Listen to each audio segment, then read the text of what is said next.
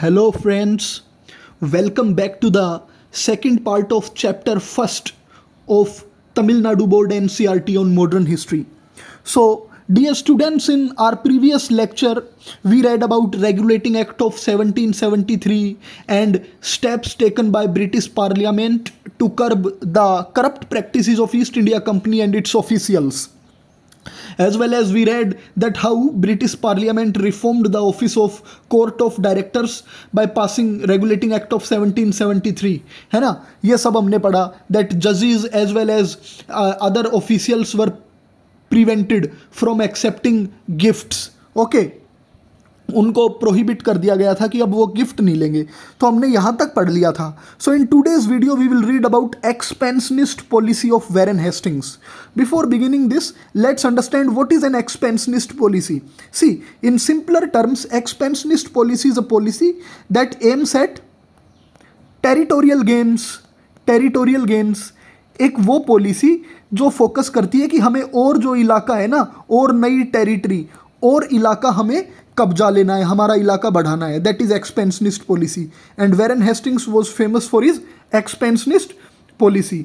Okay, his administration witnessed Rohilla war, first Anglo Maratha war and second Anglo Mysore war. अब Warren Hastings के administration के tenure में ना, ये एडमिनिस्ट्रेटिव टेन्योर में ये 3 वॉर हुए थे. Rohilla war, first Anglo Maratha war, second Anglo Mysore war. अब यहाँ से भी क्वेश्चन बनता है प्रीलिम्स में. यूपीएससी आपको स्टेटमेंट दे देगा that Rohilla war was fought during the governor generalship of Lord William Bentinck. तो वो गलत होगा. No, Lord Warren Hastings. या वो आपसे बोल देगा which amongst the following war were fought during the governor generalship of Warren Hastings. ये तीनों के नाम दे देगा एंड आपसे पूछेगा 1 ओनली, 1 and 2 ओनली, 3 ओनली या 1, 2, 3. सो आप याद रखेंगे ये तीनों वॉर वैरन हेस्टिंग्स की जो गवर्नर जनरलशिप का टेन्योर था उस टाइम पे हुआ था. So first we will read about Rohilla war. See, Rohilla was a small kingdom situated in between Oudh and the Marathas. जो ये रोहिला किंगडम है ना, ये अवध स्टेट और मराठास का जो स्टेट था ना, उसके बीच में था. इस रोहिला किंगडम को आज आप मान के चलिए ये प्रेजेंट डे उत्तराखंड जो है ना, वो रीजन था. Present day Uttarakhand. Okay, Rohilkhand. And ruler of the then Rohilkhand was हाफिज रहमत Khan. And Hafiz Rahmat Khan concluded a defensive treaty in 1772 with the Nawab of Oudh. जो रोहिला खंड के जो रूलर थे ना, रहमत खान, हाफिज रहमत खान, इन्होंने क्या किया, अवध के जो नवाब थे उनके साथ एक डिफेंसिव ट्रीटी साइन कर ली. क्यों कर ली? क्योंकि इनको, रोहिला खंड के जो रूलर थे, इनको डर था कि कहीं मराठास अटैक ना कर दें. बिकॉज मराठा क्या करते थे, इन्वेड करते थे, लूट लेते थे आसपास के इलाकों को. ठीक है ना. तो मराठाओं से बचने के लिए ना, इन्होंने नवाब ऑफ अवध के साथ एक ट्रीटी साइन कर ली. But what happened, no such attack took place. लेकिन मराठास ने रोहिला खंड स्टेट के ऊपर और हाफिज रहमत खान के स्टेट के ऊपर अटैक ही नहीं किया. लेकिन नवाब ऑफ अवध ने क्या बोला कि मुझे तो पैसा चाहिए, मैंने आपकी सिक्योरिटी एंश्योर की है, डिफेंसिव ट्रीटी साइन की है, अब अटैक हुआ या नहीं हुआ मैं क्या करूं. But the ruler of Rohilkhand, Haji Rahmat Khan, he denied the payment, he evaded, and Nawab of Awadh with the help of British invaded Rohilkhand. अब इस नवाब ऑफ अवध ने ब्रिटिश के साथ आके ना, वैरन हेस्टिंग्स के साथ आके कनकर कर लिया रोहिला खंड को. ये थी. तो आप ये लिख सकते हैं, आप ये जान लीजिए कि कैसे मतलब रोहिला खंड पार्ट बना ब्रिटिश एम्पायर का. देखिए, Warren Hastings who sent the British troops against Rohilkhand was severely criticised for his policy on Rohilla affair. Warren Hastings को काफ़ी क्रिटिसाइज भी किया जाता है इस पॉलिसी के लिए कि रोहिला खंड को क्यों उन्होंने ऑक्यूपाई किया. अकेले नवाब ऑफ अवध को ही लड़ने देना था, बट नहीं, इंपीरियल इंटरेस्ट्स. देख रहे हैं आप ब्रिटिशर्स की पॉलिसी, डिवाइड एंड रूल, कि नवाब ऑफ अवध के साथ आके रोहिला खंड को क्या बोलते हैं, ऑक्यूपाई कर लेंगे. यही तो था ब्रिटिश लोगों का एक, जिसको आप बोलोगे क्लेवर स्ट्रोक ऑफ डिप्लोमेसी. एक इंडियन के साथ आगे दूसरे इंडियन के स्टेट को ऑक्यूपाई कर लिया. Now we will see the Anglo Maratha war. The time period is 1775 to 82. See, Marathas were largely remained disunited since the third battle of Panipat. जो थर्ड बैटल ऑफ पानीपत था ना, जिसमें मराठास हार चुके थे अहमद शाह अब्दाली से, ओके, ये आप मिडिवल हिस्ट्री में आपने पढ़ा भी होगा। तो उसके बाद से मराठास की कंडीशन काफ़ी पुअर थी, है ना। देवर डिसयूनाइटेड, उनके अंदर कोई यूनिटी नहीं थी, स्ट्रॉन्ग फोर्सेस नहीं थे, इंटरनल राइवलरी और इंटरनल कन्फ्लिक्ट थी मराठास के अंदर। और इसका फ़ायदा किसने उठाया? This was best utilized by the British in their expansionist policy. British ने सोचा अब मराठास तो डिवाइडेड है, तो क्यों ना और एक्सपेंड किया जाए। अब वो बंगाल को तो कब्जा ही चुके थे, रोहिलाखंड को कब्जा लिया, अब धीरे धीरे वो बढ़ रहे हैं किधर? मराठा की टेरिटरी की तरफ। इन 1775 एक there was a dispute for the post of Peshwa. अब मराठास के अंदर एक जो डिस्कॉर्ड का रीज़न था ना, लड़ाई चल रही थी पोस्ट को लेके कि मराठा का जो पेशवा कौन बनेगा, या पेशवा को आप समझिए एक ऐसी पोस्ट थी कि हेड ऑफ मराठास कौन होगा। ये इसको लेके डिस्प्यूट था माधव राव और उनके अंकल रघुनाथ राव के बीच में। दो राव लड़ पड़े, ओके। ये बोला मैं कि कौन बने पेशवा। अब ब्रिटिश अथॉरिटीज़ जो थी ना बॉम्बे में, they concluded the treaty of Surat with Raghunath Rao in March 1775। अब ब्रिटिश ने क्या किया, जब ये माधव राव और रघुनाथ राव आपस में डिवाइडेड थे, तो उन्होंने एक ट्रीटी साइन कर ली रघुनाथ राव के साथ, ट्रीटी ऑफ सूरत। अब इस ट्रीटी को भी आप याद रखेंगे, इसकी ईयर को, ये क्रोनोलॉजिकली पूछा जा सकता है कि arrange the following treaties in chronological order. ये 1775 में हुई। अब Raghunath Rao promise to cede Bassein and Salsette to the British, but later when he was unwilling to fulfil his promise the British captured them. अब रघुनाथ राव के साथ अंग्रेजों ने ये ट्रीटी तो साइन कर ही ली थी सूरत की, और इस ट्रीटी में क्या हुआ था कि जो ये टेरिटरीज है ना, बेसिन और सैलसेटे टेरिटरी, इन टेरिटरीज को रघुनाथ राव ने प्रोमिस किया कि मैं ब्रिटिश आप लोगों को दे दूंगा ये, but later on he was reluctant to give away these territories. उसने अपना मन बदल लिया और उसने सोचा अब मैं ब्रिटिश को ये टेरिटरी नहीं दूंगा। तो क्या हुआ, ब्रिटिश ने फोर्सफुली कैप्चर कर लिया उन ट्रीटीज को। अब बॉम्बे गवर्नमेंट जो थी उस टाइम की, the then government of Bombay, it came to know about that particular action. तो हुआ क्या, Bombay government was not approved by Warren Hastings. जो बॉम्बे गवर्नमेंट ने ये ट्रीटी ऑफ सूरत साइन की थे ना रघुनाथ राव के साथ, इसको वेरन हेस्टिंग्स ने कैंसिल कर दिया और उन्होंने भेजा कि ये ट्रीटी ऑफ सूरत रघुनाथ राव के साथ जो हुई थी ये गलत थी। एंड वेरन हेस्टिंग्स ने किसे भेजा, कर्नल अपटन को भेजा कि मराठाओं के बीच में जो ये डिस्प्यूट है ना, इसको आप सुलझाओ।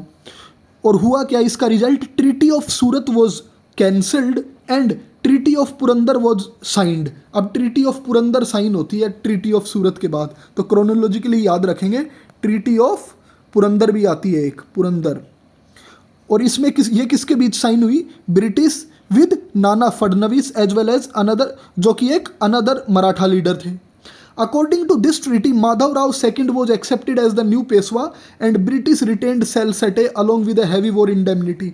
अब देखिए यहाँ पे ब्रिटिश का क्लेवर स्ट्रोक ऑफ डिप्लोमेसी देखिए। पहले ट्रीटी ऑफ सूरत की थी बॉम्बे गवर्नमेंट ने रघुनाथ राव के साथ, वेरन हेस्टिंग्स ने इस ट्रीटी को कैंसिल किया, ट्रीटी ऑफ पुरंदर की, और इस ट्रीटी से उन्होंने क्या किया, रघुनाथ राव को तो पेशवा की पोस्ट से हटा दिया और ये जो माधव राव थे ना, इनको पेशवा बना दिया, ओके।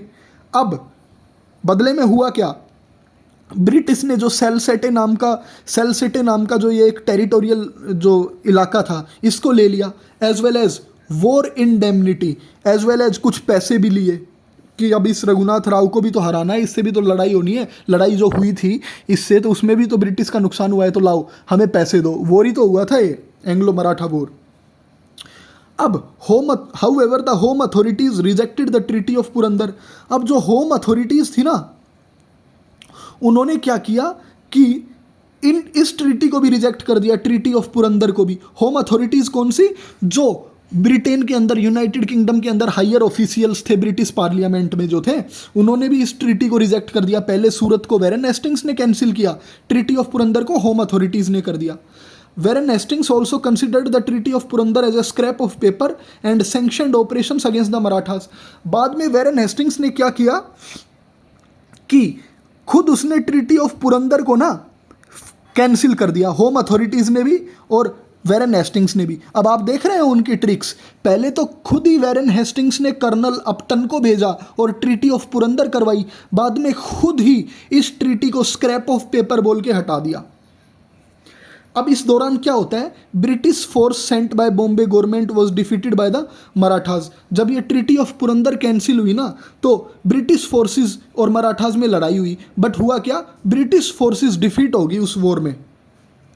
अब 1781 में वेरेन हेस्टिंग्स ने डिस्पैच किया ब्रिटिश ट्रूप्स को under the command of captain पोपम।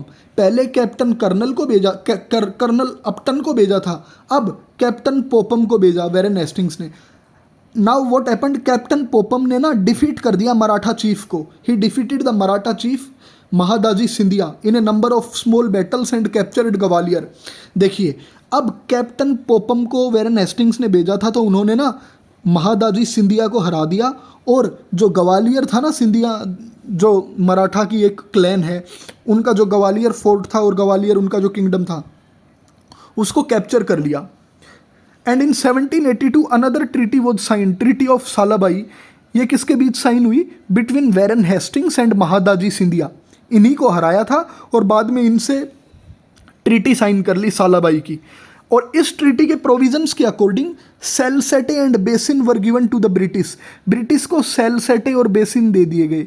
Raghunath Rao was pensioned off. ये जो रघुनाथ राव पेशवा के लिए लड़ रहे थे माधव राव से, इनको पेंशन पे भेज दिया गया कि तुम जाओ, अब तुम एडमिनिस्ट्रेटिव मशीनरी में नहीं रहोगे, केवल पेंशन पे जियो।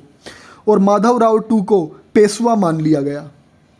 Okay, so before moving ahead, जो इंपॉर्टेंट चीज़ हमें याद रखनी है ना प्रीलिम्स के लिए, वो ये 3 ट्रीटी ध्यान रखनी है कि arrange the following treaties chronologically. ऐसे क्वेश्चन आ जाए तो हम क्या क्या ध्यान रखेंगे, treaty of Surat 1775, then treaty of Purandar, and in 1782 treaty of Salbai was concluded. Treaty of Salbai established British influence in Indian politics. अब इस ट्रीटी ऑफ सालाबाई ने ना ब्रिटिश का जो इन्फ्लुएंस है ना इंडियन पॉलिटिक्स में, उसको और कंसोलिडेट कर दिया, और ज़्यादा मजबूत कर दिया उनको।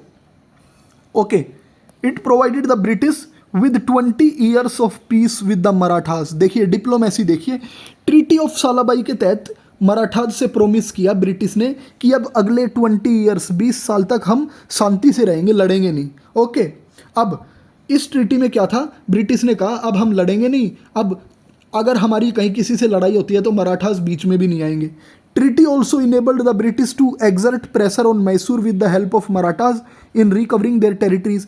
अब इस ट्रीटी से ना ब्रिटिश ने क्या किया, मैसूर के जो रूलर थे ना, प्रेजेंट डे कर्नाटका को समझिए आप, वहाँ जो मतलब इसको आप समझिए मैसूर किंगडम को, कर्नाटका, आंध्रा और थोड़े से तमिलनाडु का जो बॉर्डर है उस इलाके को, वो मैसूर किंगडम था। टीपू सुल्तान का नाम सुना होगा, उनके जो फादर थे ना हैदर अली, उनका किंगडम था ये। तो इस ट्रीटी ऑफ सालाबाई से ब्रिटिश ने प्रेशराइज करना शुरू किया मैसूर को मराठास की मदद से। मराठा की मदद कैसे लेंगे, ट्रीटी ऑफ सालाबाई साइन कर ली थी कि अब हम तो लड़ेंगे नहीं, लेकिन तुम्हें हमारा साथ देना होगा हर लड़ाई में। See you are observing that how British were dividing Indians as well as isolating one Indian kingdom from the other for their imperial and colonial interests. ठीक है, तो ब्रिटिश ने क्या किया, they begin to exert pressure on Mysore with the help of Marathas in recovering their territories from Haider Ali. Haider Ali Maratha के ruler थे, तो British चाहते थे इनसे भी कुछ टेरिटरीज ले ली जाएं।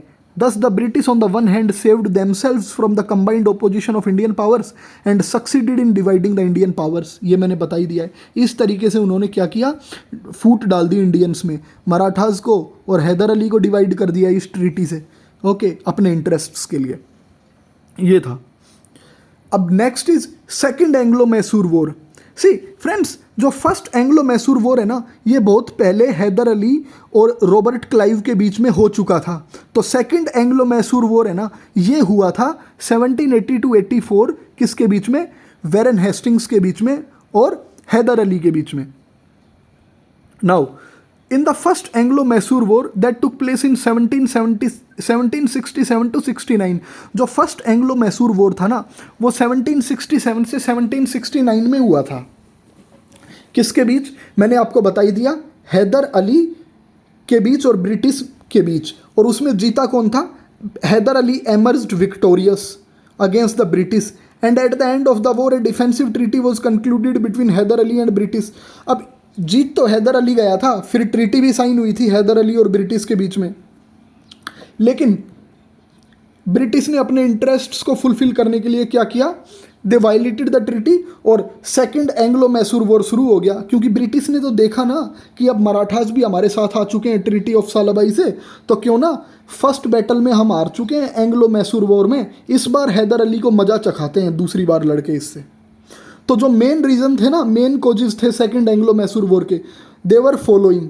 First point is British failed to fulfil the terms of the defensive treaty with Hyder when he was attacked by Marathas in 1771। British ने क्या किया, वो डिफेंसिव ट्रीटी साइन की थी ना हैदर अली से पहला एंग्लो मैसूर वॉर हार के, उस ट्रीटी को वॉयलेट करना शुरू किया, ये मैं बता चुका हूँ आपको। Then there was an outbreak of hostilities between the English and the French. अब इंग्लिश और फ्रेंच जो थे ना, ये यूरोप में आपस में दुश्मन थे एक दूसरे के, और जो हैदर अली थे उनका फ्रेंच जो थे उनके साथ उनकी दोस्ती थी, and this was against the interest of the British और the English. So this was also a factor behind the outbreak of second Anglo-Mysore war. ठीक है, and third point is British captured Mahe, a French settlement within Hyder's territories. British ने क्या किया, एक ये जो माहे टेरिटरी थी ना, इसको कैप्चर कर लिया, हैदर अली के किंगडम में था ये, और ये माहे क्या था, फ्रेंच लोगों का एक सेटलमेंट था। अब फ्रेंच क्या थे, हैदर अली के दोस्त थे, तो ये नेचुरल है कि हैदर अली अब अपने फ्रेंड्स की मदद के लिए तो आएगा ही।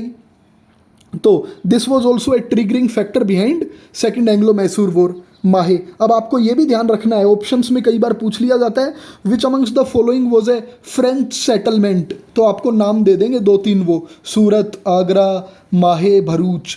तो जो सूरत, आगरा और भरूच थे वो तो ब्रिटिश सेटलमेंट थे, लेकिन माहे जो था ये फ्रेंच सेटलमेंट था। ओके स्टूडेंट्स, तो आपको ये भी स्टोरी के साथ साथ आपको ये फैक्ट जरूर ध्यान रखने हैं। Hyder Ali formed a grand alliance with Nizam of Hyderabad and Marathas against the British in 1779। अब हैदर अली ने ना, फ्रेंच इसके दोस्त थे, फ्रेंच और इंग्लिश की आपस में दुश्मनी थी, बनती नहीं थी। नाउ हैदर अली ने हैदराबाद के जो निज़ाम थे एज वेल एज जो मराठाज थे उनके साथ भी दोस्ती बढ़ा ली थी। अब ब्रिटिश को लगा ये तो कुछ ज़्यादा ही स्ट्रॉन्ग होते हुए जा रहा है, तो उन्होंने सोचा इसको कमज़ोर करना पड़ेगा। So this was also a factor behind the beginning of the war. The war began when British led their forces through Hyder's territory without his permission to capture Guntur in the northern Circars. अब वॉर की जो triggering point था ना कि अब war बस शुरू हो ही गया है, उसका कारण था कि ब्रिटिश ने ना हैदर अली से बिना परमिशन लिए ना गुंटूर को कैप्चर कर लिया, जो नदन सरकार उसका एक डिस्ट्रिक्ट होता होगा उसके पूरे इलाके का, उस एरिया में। अब Hyder Ali didn't like such attitude of the British and he indulged in warfare with them, and Hyder Ali defeated colonel Baillie and captured Arcot in 1780। अब हैदर अली ने कर्नल बेली को भी हरा दिया और आरकोट छीन लिया। Arcot was a British settlement, Arcot जो है ना ब्रिटिश से ले लिया उन्होंने। In the next year Warren Hastings by a clever stroke of diplomacy, ये देखिए ये जो क्लेवर स्ट्रोक ऑफ डिप्लोमेसी ऐसे फ्रेसेस है ना, ये अगर आप अपने आंसर्स में ड्रॉप करते हैं ना, then your answer becomes better. तो आप याद रखिए GS1 में क्वेश्चन आ ही जाता है अक्सर, हर बार एक आधा क्वेश्चन इस टाइम पीरियड से। तो नेक्स्ट ईयर वैरन हेस्टिंग्स ने क्या किया, डिप्लोमेसी के एक स्टेप से डिवाइड कर दिया कन्फेडरेसी को। He made peace with the Nizam, won the friendship of Bhonsle and came to an understanding with Scindia both Marathas. अब हैदर अली के जो दोस्त थे ना, वो कौन थे, मराठाज बन गए थे धीरे धीरे। तो ब्रिटिश ने क्या किया, फिर से वही किया, जो निज़ाम ऑफ हैदराबाद था उनके साथ एक पीस ट्रीटी साइन कर ली, और जो मराठा क्लैन के भोंसले और सिंधिया रूलर्स थे उनके दोस्त बन गए ब्रिटिश। वो ऊपर हमने देख भी लिया था कि ट्रीटी ऑफ किससे बने थे, यहाँ लिखा हुआ है ना, ट्रीटी ऑफ सालाबाई से, तो आपको याद रखना है ना, ट्रीटी ऑफ सालाबाई से बने थे। अब as a result Hyder was isolated without any alliance. अब हैदर के जो ये फ्रेंड थे, यहाँ पे लिखा हुआ है grand alliance, they no more remained his friends. So he was defeated by Sir Eyre Coote at Porto Novo in March 1781. तो अब इतनी डिप्लोमेसी होने के बाद at the end Hyder Ali second Anglo Mysore war में हार जाते हैं। कमांडर कौन होता है ब्रिटिश फोर्सेस का उस टाइम पे, सर आयर कूट, पोर्टो नोवो में डिफीट होती है इनकी। इन दिसंबर 1782 Haider Ali died of cancer at the age of 60 and his death was kept secret till his son Tipu Sultan assumed power. Haider Ali की डेथ हो जाती है, ओके। और उनका जो बेटे होते हैं टीपू सुल्तान, ही सेट ऑन द थ्रोन उनकी डेथ के बाद। अब जो सेकंड एंग्लो मैसूर वॉर है ना, इसका एंड किससे हुआ था? Treaty of Mangalore in 1783। Again very important for prelims, statement आ जाए that first Anglo Mysore war ended with the treaty of Mangalore. No, second Anglo Mysore end हुआ था, फर्स्ट नहीं। तो आपको ध्यान रखना है, आपको सारी ये ट्रीटीज ध्यान रखनी होंगी। आप इनके शॉर्ट्स नोट्स बना लीजिए, एक जगह लिख लेंगे ना तो बहुत ही रिवीजन में आसानी होगी। अब लास्ट मिनट में आप इस पूरी बुक को नहीं खोल सकते। Accordingly, all conquests were mutually restored and prisoners on both sides were liberated.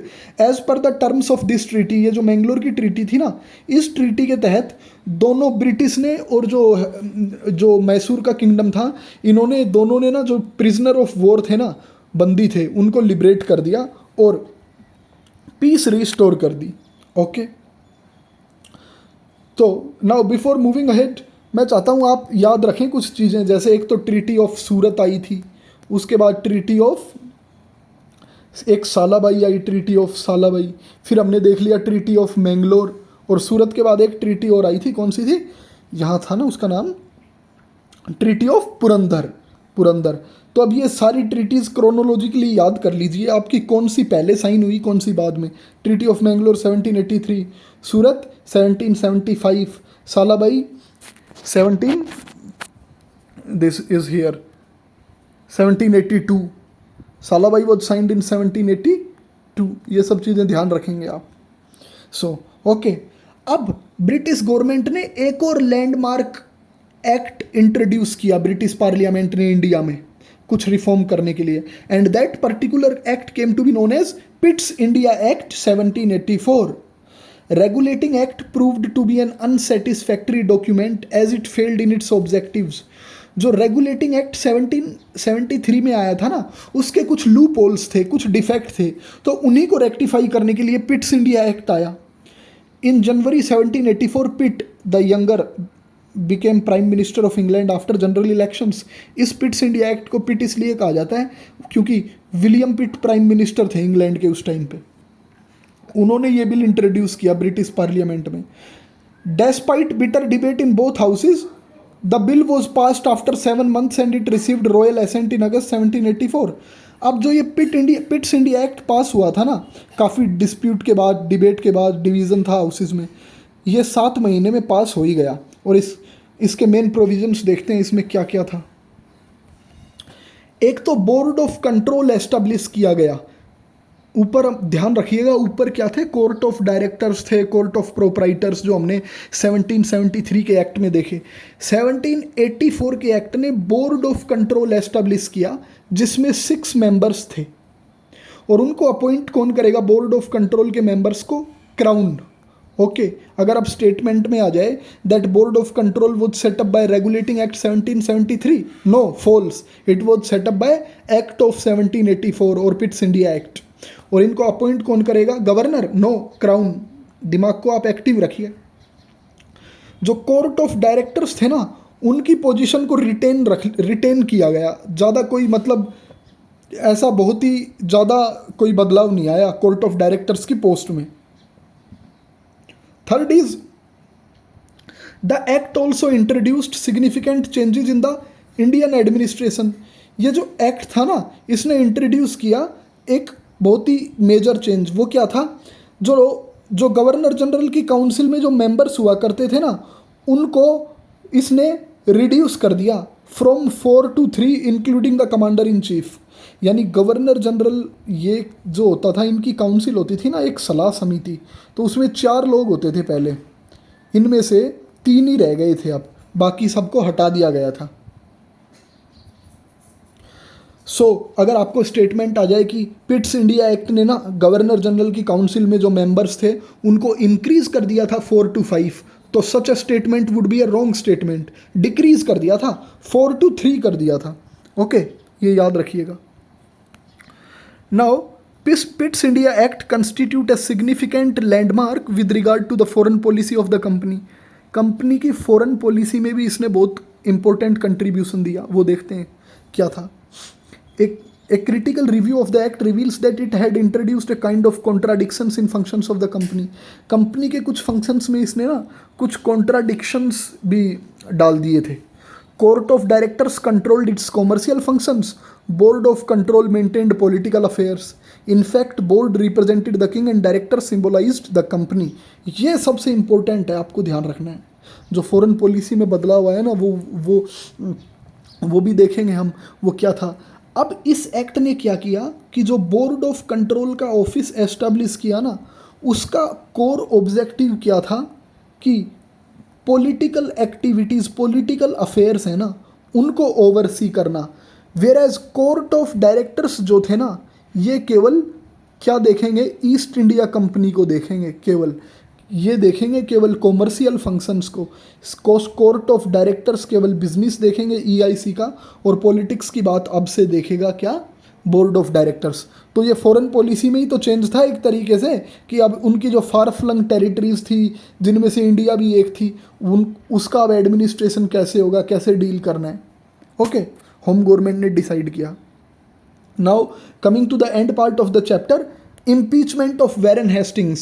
See, if you ever encounter an MCQ like which of the following Governor General of India was impeached, किस governor general को impeach किया गया, impeachment से हटाया गया. So Warren Hastings थे जिन्हें impeach किया गया था. अब रीज़न देखते हैं that what was the reason behind his impeachment. Pitt's India Act of 1784 was a rude shock and bitter disappointment for Warren Hastings. Warren Hastings को ना पसंद नहीं आया था ये एक्ट. क्यों? क्योंकि इससे Warren Hastings की अथॉरिटी रिड्यूस हो गई थी. अब जो पॉलिटिकल अफेयर थे वो तो board of directors, board of control देखेगा.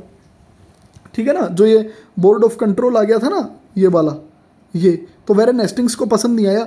उन्होंने सोचा अब मैं क्या करूंगा. अब गवर्नर जनरल की काउंसिल जो थी उसका मेंबर भी कम कर दिया गया था, कमांडर इन चीफ भी नहीं रहा था अब तो ये फैक्टर था. तो Warren Hastings को ये पसंद नहीं आया.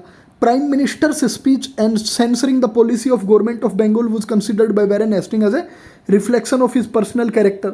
अब जो प्राइम मिनिस्टर ने एक स्पीच दी थी ब्रिटिश पार्लियामेंट में कि बंगाल के अंदर एडमिनिस्ट्रेशन कैसा चल रहा है, स्मूथ चल रहा है या नहीं, करप्शन है या नहीं, तो उसमें Warren Hastings के ऊपर काफ़ी सवाल खड़े हुए. And as a result of this Warren Hastings को ये पसंद नहीं आया. His image and reputation were tarnished in England.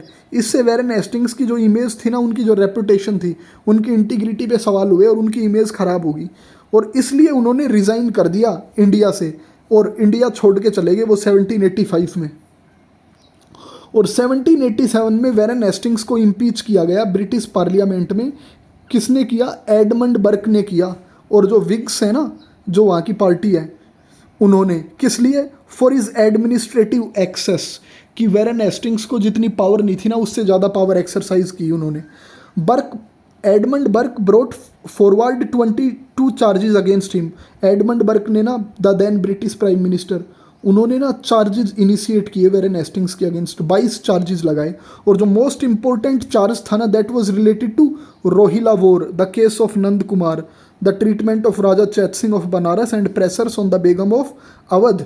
ये जो कुछ फैक्टर्स थे, ये रिस्पॉन्सिबल थे Warren Hastings के इम्पीचमेंट के लिए. एक तो भाई रोहिला को आपने क्यों परेशान किया, रोहिला खंड को, कि रोहिला तो आराम से रह रहा था, अवध के रूलर के साथ उसकी लड़ाई थी, आपने क्यों इंटरफेयर किया, ये फैक्टर था. फिर एक नंद कुमार का केस था, जो नंद कुमार एक ऑफिशियल थे बंगाल के अंदर, उनको डेथ सुना दी गई थी, उनको फांसी दे दी गई थी. तो ये पसंद नहीं आया एक एडमंड बर्क को कि आपके टाइम पे ऐसा ऐसा हुआ है. फिर राजा चैत सिंह थे बनारस के, उनको इन्होंने अच्छे से ट्रीट नहीं किया. और जो अवध की बेगम्स थी, उनको भी सही ट्रीटमेंट नहीं मिला, है ना, उनकी जो प्रिविलेजेस थी वो नहीं मिली. तो ये फैक्टर थे Warren Hastings के इनके इम्पीचमेंट के. After a long trial which lasted till 1795, Warren Hastings was completely acquitted. अब ट्रायल चली और 1795 में तो Warren Hastings को मतलब क्या किया गया, कम्प्लीटली एक्विटेड. उनको पूरी तरीके से एक एक्विट कर दिया गया, यानी ही वॉज एक्सोनरेटेड. उनको वो कर दिया गया, माफ़ी भी दे दी गई. उसके बाद he received pension from the company and lived till 1818, और उनकी पेंशन भी शुरू कर दी गई. इम्पीचमेंट के कुछ सालों बाद ट्रायल चले होंगे, केस चले होंगे, तो जिसमें वो बरी हो गए थे. ये देखते हैं, ये हमने नंद कुमार देखा है ना, ये नंद कुमार के बारे में बताया हुआ है कि वो एक ऑफिशियल थे इम्पोर्टेंट, उनको फांसी दे दी गई थी, hang to death, supreme court at Calcutta. किस लिए? कि उन्होंने कोई बस गलती से फर्जी वो कर दिए होंगे साइन कहीं पे, इसी बात पे फांसी दे दी। तो ऐसा माना जाता है that Warren Hastings and the then जज of Calcutta supreme court sir Elijah Impey conspired against Nand Kumar. उस टाइम पे कलकत्ता में ही सुप्रीम कोर्ट था, इसलिए हाई कोर्ट मत समझना। सुप्रीम कोर्ट के जो जज थे एलिजा एमपी, और इन्होंने कंस्पायर किया नंद कुमार के अगेंस्ट। और हुआ क्या, नंद कुमार को डेथ सेंटेंस अनाउंस की गई और बनारस के राजा के ऊपर पेनल्टी लगाई, हमने यहाँ देख लिया। ओके, सो ये सब फैक्टर्स थे। सो विद दिस ना there is another para that is left. Begum of, जो बेगम ऑफ अवध हमने यहाँ देखा है ना, उनके साथ क्या हुआ? Begum of Oudh were mother and grandmother of Nawab of Oudh. Warren Hastings help the Nawab by sending his troops to the help of Nawab who squeeze money from the Begums. This was high handed policy. वे इनके साथ गलत क्या हुआ था बेगम ऑफ अवध और इनके बारे में? Warren Hastings Nawab of Awadh के ना फ्रेंड थे और उन्होंने उनकी मदद भी की थी। बट जो नवाब ऑफ अवध था ना, he himself treated very badly his grand mother and mother. और इस केस में वेरन हेस्टिंग्स ने कुछ किया ही नहीं, तो ये पसंद नहीं आया ब्रिटिश पार्लियामेंट को, इसलिए इम्पीच हो गए थे वो। Okay, not that much important, बस ये आपको ये जो था ये ज़्यादा इंपॉर्टेंट था, ये चीज़ें ध्यान रखनी है। So we will now coming to the conclusion of the chapter, estimate of Warren Hastings. Warren Hastings was a gifted personality endowed with strong will, great energy and resourcefulness. देखिए तारीफ हो रही है उनकी, अच्छे कीवर्ड्स हैं। His long stay in Bengal in the shadow of the Mughal cultural tradition gave him enough opportunity to learn oriental languages such as Bengali and Persian. देखिए Warren Hastings को बंगाली और पर्सियन भी आती थी, उन्होंने सीखी यहाँ पे। And to develop oriental tastes. Oriental मतलब वो कल्चर जो ईस्ट में होता है, जैसे वेस्टर्न कल्चर होता है ना, तो जो ईस्टर्न कंट्रीज़ है ना, ईस्टर्न वर्ल्ड है जिसमें इंडिया आता है और ये सब चीज़, ये ओरिएंटल कल्चर है। तो इंडिया में रह के वेरन हेस्टिंग्स को ओरिएंटल कल्चर पसंद आया, इंडियन कल्चर पसंद आया, ठीक है ना। तो ये सब उनकी तारीफ है, not very much important from examination point of view. तो with this first chapter of तमिलनाडु's NCERT on modern history come to an end, and आप ये MCQ सॉल्व करिएगा। These MCQs are a good source of practice for prelims। अच्छे MCQ हैं। Battle of Plassey कब हुआ था? 1757 में।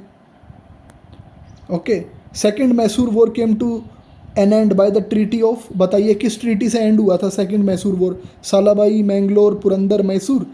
सो it was treaty of Mangalore. Okay, treaty of Purandar तो मराठास के साथ थी, ठीक है। सालाबाई भी मराठास के साथ थी, ट्रीटी ऑफ पुरंदर को कैंसिल होके जो साइन की गई थी। Treaty of Mysore first Anglo Mysore war में थी, सेकंड में नहीं थी। तो देखिए आपको ये सारी ट्रीटीज़ क्रोनोलॉजिकली याद होनी चाहिए। Dual system was introduced by lord Clive. Hyder Ali died in the year, वो कैंसर से डेथ हो गई थी जब, तो वो किस साल गुजरे? यहाँ लिखा हुआ है 1782। He died in the year 1782। Francis day, इन्होंने मद्रास सिटी बनाया, वहाँ पे फोर्ट सेंट जॉर्ज बनाया था। सदर दीवानी अदालत क्या था? सिविल कोर्ट था। हाफिज़ रहमत खान रोहिला खंड के रूलर थे। बोर्ड ऑफ कंट्रोल की पोस्ट पिट्स इंडिया एक्ट से आई थी। ये सारी चीज़ें आपको ध्यान रखनी है। ओके, अब देखिए करेक्ट स्टेटमेंट। ये जो साउथ इंडिया की जो NCERT है ना, इसमें जो पीछे जो MCQ हैं ये भी बड़े स्टैंडर्ड के दिए हुए हैं, जैसे प्रीलिम्स का क्वेश्चन ही हो। आपको करेक्ट स्टेटमेंट बताना है इनमें से।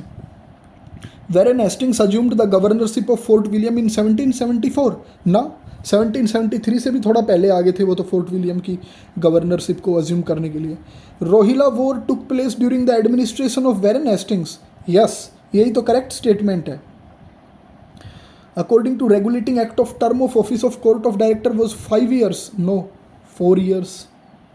राजा Chait Singh was ruler of Oudh, no he was ruler of Banaras.